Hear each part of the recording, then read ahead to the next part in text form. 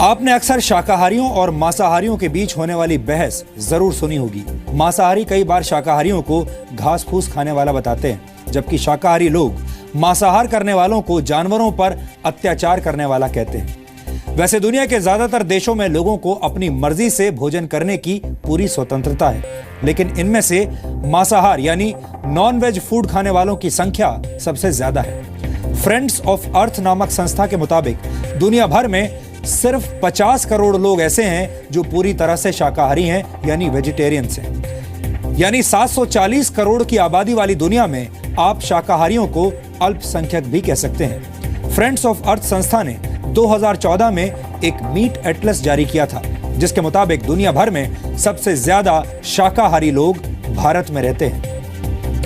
भारत की 31% जनसंख्या शाकाहारी है। भारत में भी हर व्यक्ति को अपना भोजन चुनने की आजादी है और हम इस आजादी का पूरा समर्थन करते हैं। लेकिन अमेरिका की नेशनल एकेडमी ऑफ साइंसेज के एक नए रिसर्च के मुताबिक अगर पूरी दुनिया में शाकाहार को बढ़ावा मिले तो धरती को ज्यादा स्वस्थ, ज्यादा ठंडा और ज्यादा दौलतमंद बनाया जा सकता है। फिलहाल दुनिया में 3 तरह का भोजन करने वाले लोग हैं। पहले जो मांसाहार करते हैं यानी नॉन वेजिटेरियंस हैं, दूसरे जो शाकाहारी हैं यानी वेजिटेरियंस हैं, और तीसरे वो लोग हैं जो शाकाहारी हैं और जानवरों से प्राप्त किए जाने वाले प्रोडक्ट्स जैसे दूध का सेवन भी नहीं करते। ऐसे लोगों को वीगन कहा जाता है। अमेरिका की नेशनल एकेडमी ऑफ साइंसेज की स्टडी के मुताबिक अगर शाकाहार को भोजन में ज्यादा जगह दी जाए तो दुनिया में हर साल होने वाली 50 लाख मौतों को टाला जा सकता है। और अगर लोग दूध और दूध से बने उत्पादों का सेवन भी बंद कर दें तो हर साल करीब 80 लाख लोगों को मरने से बचाया जा सकता है। हालांकि ऐसा करना काफी मुश्किल काम है। भोजन में मांसाहार की मात्रा कम करने से दुनिया भर में हर साल करीब 66,73,000 करोड़ रुपए बचाए जा सकते हैं, जबकि ग्रीन हाउस गैसेस के एमिशन में कमी आने से 33,36,000 करोड़ रुपए की बचत होगी। रिसर्च के मुताबिक इस पहल से सबसे ज्यादा फायदा विकासशील देशों को होगा। स्टडी के मुताबिक कम कैलोरी वाला भोजन करने से मोटापे की समस्या कम होगी और लैटिन अमेरिका सहित पश्चिमी देशों में पब्लिक हेल्थ पर होने वाले खर्च में कमी आएगी, जबकि फल और सब्जियों का उत्पादन बढ़ने से भारत सहित दक्षिण एशियाई देशों की अर्थव्यवस्था को जबरदस्त फायदा होगा। लेकिन ये सब कुछ इतना आसान भी नहीं है, क्योंकि ऐसा करने के लिए फल और सब्जियों के सेवन में 25% का इजाफा करना होगा, जबकि रेड मीट के सेवन में 56% की गिरावट लानी होगी। यानी दुनिया के हर इंसान को 15% कम कैलोरीज लेनी होगी। इसका मतलब यह हुआ कि अगर आप एक दिन में 2000 कैलोरीज वाला भोजन करते हैं तो आपको 1700 कैलोरीज तक का भोजन करके रुक जाना होगा।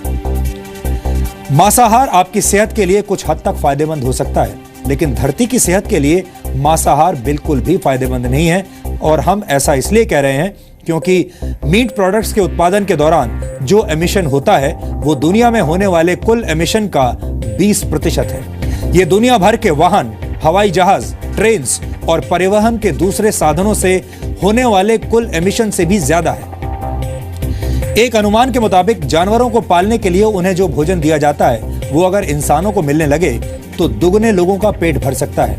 1 किलो पोर्क के उत्पादन के लिए करीब 8 किलो भोजन जानवर को दिया जाता है, जबकि 1 किलो चिकन तैयार करने के लिए एक मुर्गे को 3.5 किलो अनाज खिलाना पड़ता है। इसी तरह मीट प्रोडक्ट्स को खाने की टेबल तक पहुंचाने में सब्जियों के मुकाबले 100 गुना ज्यादा पानी का इस्तेमाल किया जाता है।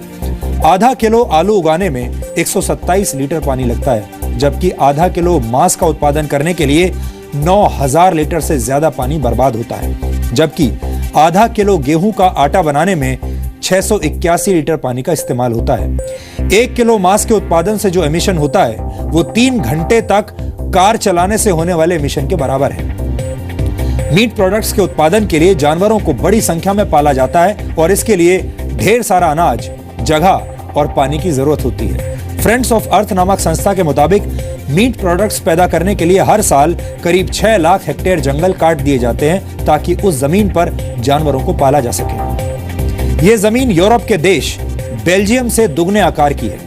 400 ग्राम मांस के उत्पादन के दौरान करीब 40 किलो ऐसे पदार्थ पैदा होते हैं जो ग्राउंड वाटर को विषैला बनाते हैं। दुनिया में उपलब्ध 70% फ्रेश वाटर कृषि में इस्तेमाल होता है और इसमें से एक बहुत बड़ा हिस्सा मीट उत्पादन के लिए होने वाले पशुपालन पर खर्च होता है।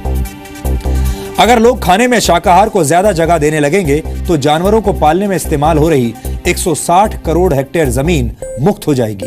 ये भारत के कुल क्षेत्रफल से भी दुगनी जमीन है। एक अमेरिकी साल भर में औसतन 122 किलो मीट प्रोडक्ट्स खा जाता है। वेजिटेरियन सोसाइटी नामक एक संस्था के मुताबिक ब्रिटेन में मांसाहार करने वाला हर व्यक्ति अपने पूरे जीवन काल में औसतन 11,000 जानवर खा जाता है। इनमें 28 बतख, 1 खरगोश, 4 बड़े जानवर, 39 टर्की, 1,158 चिकन, 3,593 शेलफिश और 6,182 मछलियां शामिल हैं। कुल मिलाकर अगर वैज्ञानिक रिपोर्ट्स को आधार बनाया जाए तो यह कहना गलत नहीं होगा कि हफ्ते में सिर्फ एक दिन के लिए शाकाहार को अपनाकर भी धरती को बचाने की दिशा में बड़ा कदम उठाया जा सकता है, क्योंकि मांसाहार कम होने से ग्लोबल वार्मिंग में कमी आएगी और धरती के वातावरण को ठंडा बनाने में मदद मिलेगी। उम्मीद है कि हमारे इस विश्लेषण ने आपकी आंखें खोल दी होंगी और अब आपको हरी सब्जियां और फल ज्यादा अच्छे दिखाई दे रहे होंगे। हालांकि हम यहाँ ये बात जरूर कहेंगे कि आपको किस तरह का भोजन करना है, ये फैसला लेने का अधिकार सिर्फ आपका है और हम आपके इस फैसले का पूरा सम्मान करते हैं।